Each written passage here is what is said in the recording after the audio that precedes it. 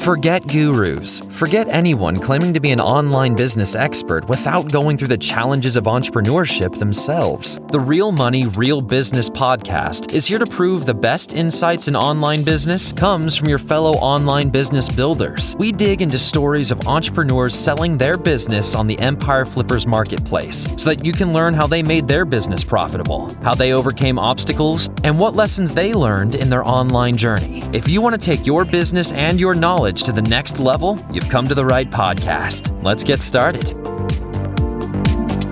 Hey everyone, welcome to another episode of the Real Money, Real Business podcast. My name is Vinny and I'm joined with today's guest, Max. He's selling his Amazon FBA business on the Empire Flippers marketplace. So welcome to the show, Max, and how are you doing today? I'm good, thanks. Yeah, that's great, Max. I'm looking forward to talking more about your FBA business. Just before we get stuck in, let me give a brief summary of the listing today. So today's Amazon FBA business is in the supplements niche, and it was created in April 2019.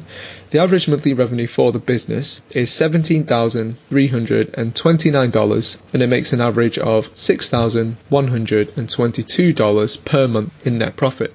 The assets included in the sale are Amazon Seller Central accounts with 2 brands and 4 SKUs, a primary domain that's parked and includes all of the site's content and files. There are 6 additional domains that serve as 301 redirects, an email list with 905 subscribers, 2 trademarks, and supplier contracts and relationships. Just please note that inventory is not normally included in the listing price, and further details can be provided to active buyers. You can head over to empireflippers.com/marketplace and search for listing 49969 to learn more about the business. And if you want to start your due diligence, just remember to unlock the listing first. All right, Max, I've given a really brief overview of the business, but let's find out about you first. Can you tell me a bit about your background in building or running online businesses? Yeah, sure. So I started my journey as an entrepreneur, I think in 2014, and I did an online fitness business for like 4 years. I was an online coach, and then I sold that business in early 2019. And then I decided that I had a good friend who was really good Amazon FBA business, and I always saw him doing very well and not working that much. So I just thought I want to do Amazon FBA. So I applied my marketing knowledge that I've acquired over the years, and I decided to start my own Amazon FBA business, and that's the business I'll be selling. That makes a lot of sense. Yeah, I mean, I can see the attraction there, your friend running a business where it doesn't seem to need to spend a lot of time on it, and yet it generates plenty of revenue. So definitely see the attraction with that. Can you tell me about the supplements niche in particular? Why did you choose this niche to set up your FBA business in? Yeah, that's a good question.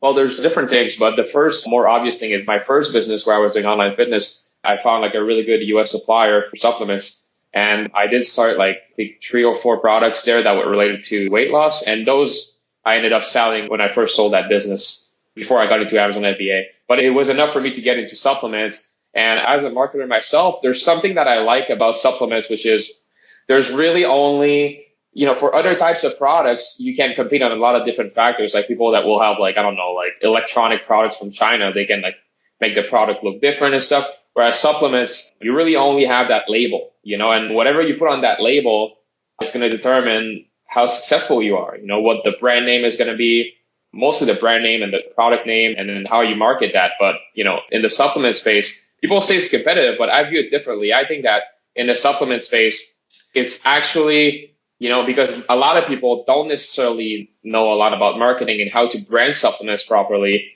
It actually gives you a good advantage because they're limited in the amount of ways that they can compete with you. So if you're a really good marketer and you know what to put on that label to attract customers and to persuade them to buy, then I think that's a great advantage. And then obviously the fact that it's a US supplier, it's a small product, it's easy to expand into a lot of more products, the brand. I tried during the first year I did Amazon FBA, I tried doing products from China, and I just, I guess some people are happy with that, but for me, I just got so annoyed dealing with Chinese suppliers and having to it was also in terms of cash flow, having to pay upfront instead of having terms like I have with my supplier in the US. And it's just so much more convenient. It's just so much more of a lifestyle business to have a US supplier that we place an order, and then the day it ships, it goes on the credit card, on our Amex card, And then, we have like 30 days to pay that off, and we get the supplements. They get like FedEx to our warehouse, and we get them in less than a week. So that compared to having a Chinese supplier that you have to pay like in advance of production, and then it takes like forever for the product to come. And it just, for me, I wanted a business that was truly lifestyle friendly, that I didn't have to deal with all those complexities. So that's the other reason why I really like supplements. Gotcha. Yeah, thanks for that thorough answer. There's a lot to unpack there. But I mean, I think you hinted at it before. You were saying that FBA, you saw the potential of being able to run a business where you don't have to spend too much time on it, combined with this niche as well.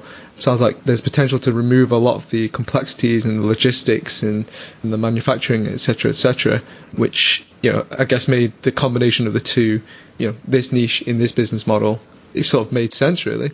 Yeah, absolutely. The fact that I already had that relationship with the supplier, and they have a very large catalog of private label products that you can pick from. It made it very easy for us to get started. The MOQs are like super low. Like, I think half the catalog they have is like 24, and then I think the other half is like 150 or something. So it's like, it makes it that, you can brand a product, experiment with it, and like a very low amount of upfront capital. So that's definitely something else that I was pretty excited about. For sure. That's awesome. I mean, our listeners will be wondering though, why are you selling the business right now instead of staying with it and growing it?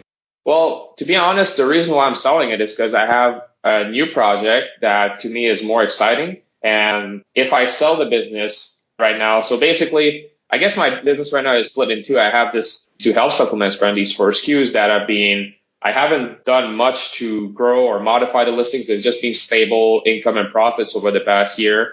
And I don't necessarily see a lot of things that I do want to do to expand them. There's a lot of things I could do, but, I guess I've just let them sit there, and produce the profits. But I have this new project that I'm really excited about. And I think if I were to sell those 2, then I could refunnel that money into my other project. And that would really put some fuel on the fire there, I think, in terms of having this new project expand and grow. So that's the reason why I'm selling it. I think there's only 2 reasons that people should sell businesses. Either they see like something wrong happening with the business in the future and they want to like get out of it, obviously in an honest and ethical way. Or if they have a project that for them is more exciting and they think is going to create more growth in the future. And for me, in this case, that's the reason why I want to sell it. Is I don't see anything wrong with, I could keep the business that I'm currently selling, and it would just basically, the profits that I'm selling for like a X amount of multiple, like I would be capturing that over the next few years. But if I want to accelerate the development of my new project, then I better like capture that capital right now and like refunnel it into my new project. So that's why I'm selling it. Gotcha. That definitely makes sense. Let's touch on your learning experience while you're building the business. What did you find really worked for you as you were scaling this business? Well, I launched those 2 brands without that much trial and error. But first, I would say doing really good market research with, that I've gotten took a bunch of courses on FBA, and I've learned how to do proper market research with tools like Helium 10 and stuff like that. So that was important because there are some niches in supplements where, they're too wide of an appeal, and the people that are ranking on those terms are they're so established, you will never catch up to them, things like omega-3s and vitamins and stuff like that. Like those are listings and companies that have been there for many years, and it's kind of hard to catch up to them. But if you can find some niches where there's, an important desire from the customer to solve some type of urgent and important health problem, and you can help that problem with a supplement, then obviously marketing in an ethical way, and making false claims or anything. But you can make a supplement that supports that health problem. It's a niche that's small enough that you can come in and compete well with a good branding. I think that's probably a good strategy for supplements that I've learned, is not to go into those niches that are overly big. Obviously, you don't want to go into niches just too small. They don't have any potential. But I think finding that sweet spot was a big key for me. And then, just having really good branding skills, like finding a name that conveys a benefit clearly in an attractive way, and having a good graphic designer to really nail the product packaging. Yeah. And then, just building a great listing. And yeah, I think I've learned a lot. It would be a lot to unpack. But one of the things I haven't done much though is I haven't done a lot of ranking campaigns where, some people do Facebook chatbots, or they do all those things to create a lot of sales momentum. For me, it's just mostly been, I guess, those things, like I've tried a little bit here and there, very small campaigns. And for me, it always seemed like very risky because you lose a lot of inventory and stuff like that. So I've always been a fan of just setting up some really good PPC campaigns. Now for those brands, we have all the types of PPC campaigns running. We have the sponsored products, we have sponsored brands, we have sponsored display in almost all the formats. And just having like good PPC campaigns and basic systems to get reviews from customers in a compliant way. Just over time, the listings will grow to a good amount of reviews and naturally increase in ranking and some keywords. For me, I just found that to be a less difficult and more stable, reliable way of growing supplements on Amazon. Gotcha. Okay. On the other hand, what did you try that didn't really work? Well, I tried when that's like early 2019 for one of the brands when I wanted to rank the products higher on some of the more competitive keywords. I tried the Facebook chatbots. So there was, Amazon Idea Guru that really preaches that method. And then I did see like a rank improvement, but it wasn't anything that, it was pretty expensive to run, over probably like $1,000, somewhere between like $1,000 and $5,000 to run, considering like all the expenses, most of them giving away the products and all the rebates and stuff like that. So I tried that, probably gave away, I don't know, like 50 to 100 products, not that much. It wasn't that big of a keyword. And I did see an improvement in ranking, but then it's not like the sales after that from that keyword just massively improved to make it all really worth it. So I think there might be some potential there and somebody really wants to get into that. But for me, it didn't work enough that it didn't work well enough that I saw the desire to continue doing that. And in terms of like ranking the products, that's what I've tried that hasn't worked that well. And in my first year in FBA, as I said, like I've tried like I branched out of supplements. So I went to different niches that didn't work so well for me. In my first year, I probably tried like, between 20 and 30 products. And, I had like varying degrees of success, but I ended up, almost all the products that I was supplying from China that were not that profitable, I ended up shutting down. And it's funny, I just kind of fell back on those supplements that I've launched in the beginning. So yeah, I think earlier this year, that's when I realized like supplements for me, that's what I like the most, especially with that supplier. Let's talk about marketing. What do you currently do in terms of marketing for the business? Sorry, I remember something else also I've tried and I stopped doing that you mentioned. It's also about the marketing. I've tried also Google AdWords because the two brands have brand registry. So I've tried setting up Google AdWords campaigns. And with that, there's a program on Amazon. It's called Amazon Attribution. So it's a way to track the clicks that you get from an external source like Google AdWords. And so you're able to see like if you have sales from that, you're able to see, where they came from. So I set that up with Google AdWords and I tried it for a bit and it was getting sales. It was working, but it wasn't much better than Amazon PPC. The clicks were cheaper. The conversions were a little bit lower and it added up to be pretty similar to Amazon PPC. And it was just a lot more complex to manage because with the Amazon PPC and that, it was a little bit too much. Like I'm not so good at outsourcing and I just do mostly everything myself. So I decided eventually to stop doing the AdWords and just focus on Amazon PPC. And right now, to answer your question, that business, it's almost only Amazon PPC. I say almost only because I can't think of another source of traffic. Well, I guess it'd be Amazon PPC and we have the subscribe and save. We have about 300, I think, subscriptions on subscribe and save. So that's, probably like 6 to 7K a month of subscribe and save. So it's close to half of the average revenue in subscribe and save. There's a subscribe and save, the Amazon PPC and the organic rankings, and that's about it.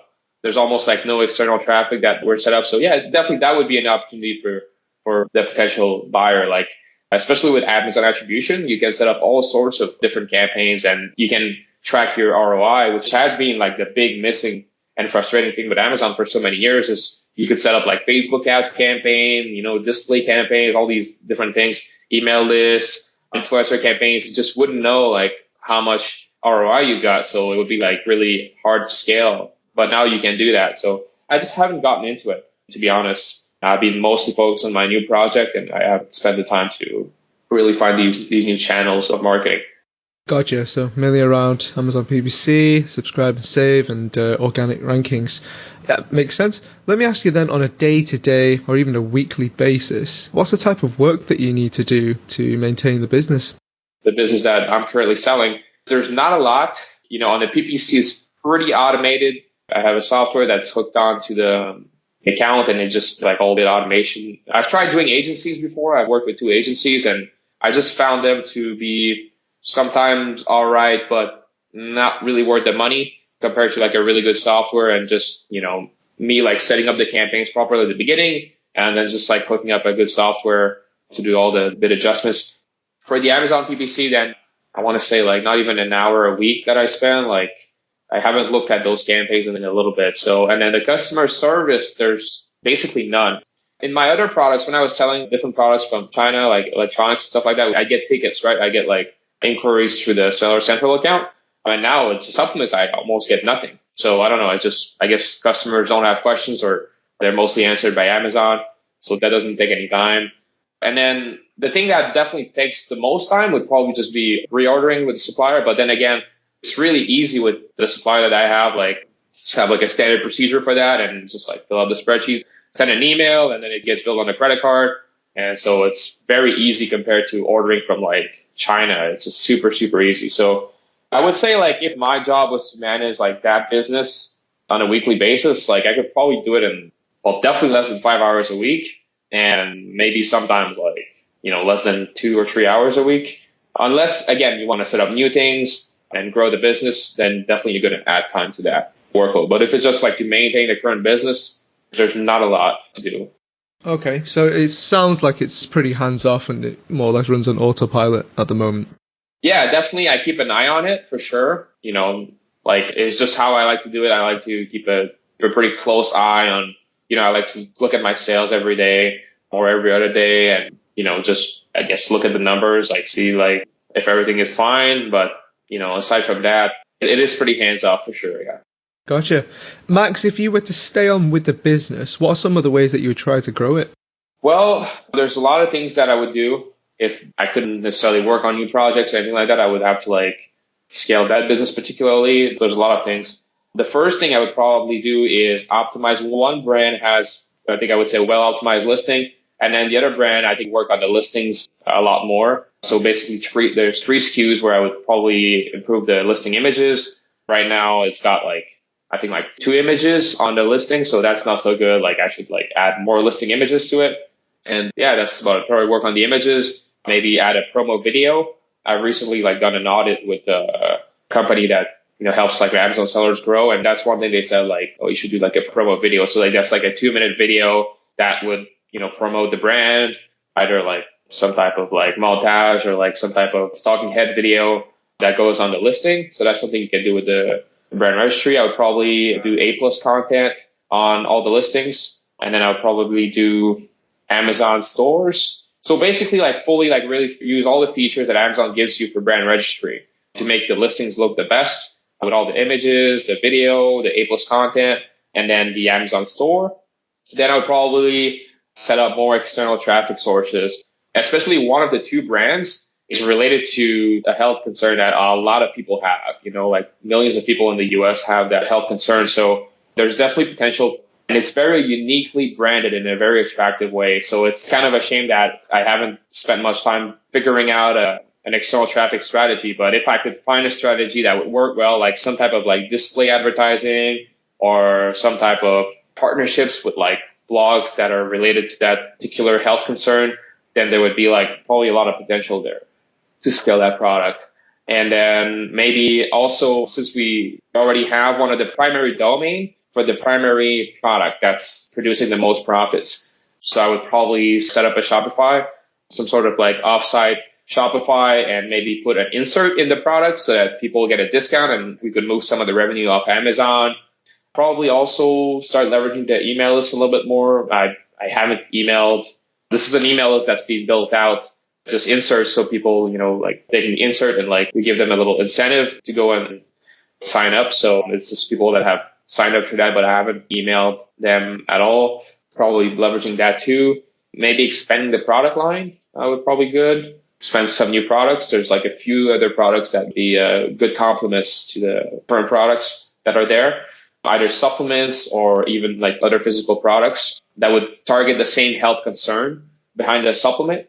And I would probably say also expanding to all the Amazons, like Amazon.ca.mx, Europe.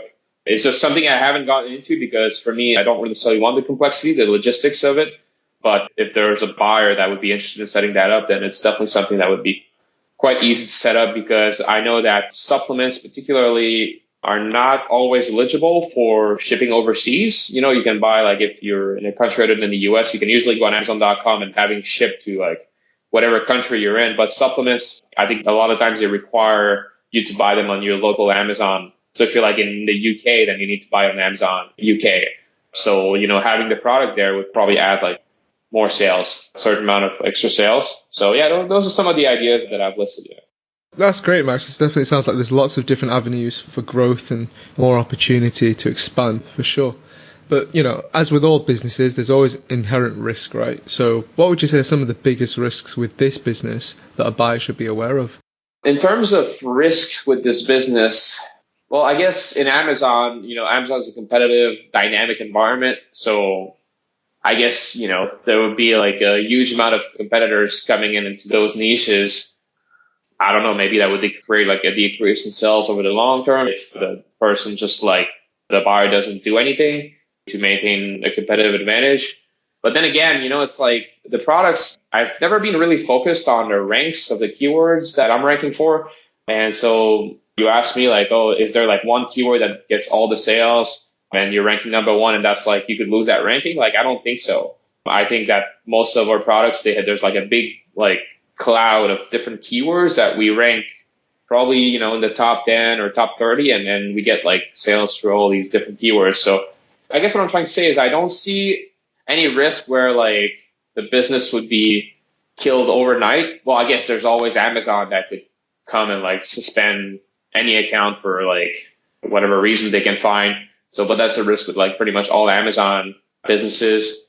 We've had like one incident with one of the supplements where one of the customers had an allergic reaction to it, and then Amazon pulled the listing because of that. And then we quickly followed with the documents required from the supplier, which is another advantage with having a US supplier is like they're like really competent and they have like all the certifications required and they have like all the good documents and stuff. So that's, for example, that problem we had, like the listing was down for I think around a week and then it went back up. In terms of like what are some of the things that could happen that Amazon would like deactivate the listings? You know, the listings have been up for like a while now, and I've had like compliance experts look at the listings to make sure that everything's compliant with Amazon's rules. But we have, for example, that incident and then it was resolved. So I can't really see like a lot of risks that would kill the business like overnight. But, you know, again, Amazon is a dynamic, competitive marketplace. So I don't know, PPC prices increasing overnight could just, you know, decrease the profitability of the business long term maybe, or again, like a lot more competition coming in into those specific niches maybe. Yeah, so those could be some potential risks over time, yeah. Gotcha. Okay. Last few questions from me then. How much support are you offering buyers? Yeah, in terms of the support, like I'm pretty flexible. I was offering the listing, I think it's offering right now 2 Skype calls and a month of email support. But yeah, like if the buyer needs more help or like more support than that, it's not something that I'm really firm on. Like if they want more help from me, then we could certainly make an arrangement.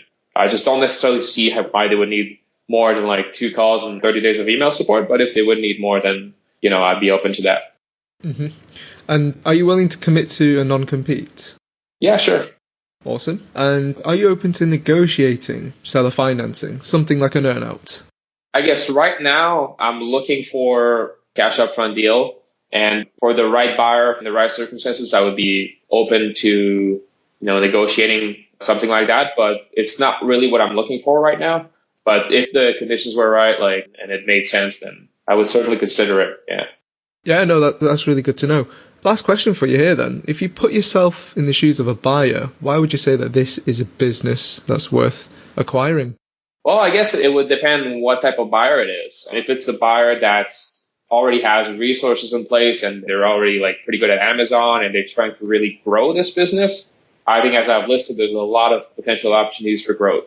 You know, even like putting that product into like retail chains and stuff, you know, there's a lot of potential to grow the business down the road. For that type of buyer that really wants to come in and already has those resources in place and is just looking to scale it up, I think that would be a good opportunity. And for a buyer that just wants to have a stable, reliable business that they don't need to work a lot on and has very little complexity, I think this is also a great option because we've had like stable sales for a while now. And just the US supplier, I think it makes that it's a lot less complexity to deal with. The fact that it's like a very simple product that doesn't get any customer service. So it's a very, very simple business to manage. So for somebody that doesn't necessarily want to work hard at it to like grow it, to have like a business that requires minimum maintenance, and can provide like stable long-term profits, I think that's also a good option. So yeah, I think for those two types of buyer, I think it would be definitely an interesting business to consider. Gotcha. Is there anything else that you'd like to share that you think I might have missed? Maybe I just thought about it now. Currently, our US supplier is a private label supplier. So the advantage is that we have lower MOQs, faster ship times, but we've also have a contact for a very good US supplier that does contract manufacturing. So that's like over 1,000 units. And the prices are significantly lower. So like 30% to even 50%, I think in some of the products, cheaper. So even for a buyer that even just wants to like stock up a little bit more on inventory, and increase profit margins, that's also like an easy opportunity that I forgot to mention before when you were asking about that. That's great to know. Well, Max, thank you so much for joining me on today's interview. I think that's a really good account of the business, and I hope that gets picked up by the right buyer soon. Thank you. Appreciate it. All right, everyone. Thanks for listening. To learn more and see if this listing has already been sold, you can head over to empireflippers.com/marketplace and search for listing number 49969. If you're watching this on YouTube, click the link in the description to go straight to the listing. Once you've unlocked the listing, you'll be given everything you need to know about this business. So until next time, enjoy your digital journey.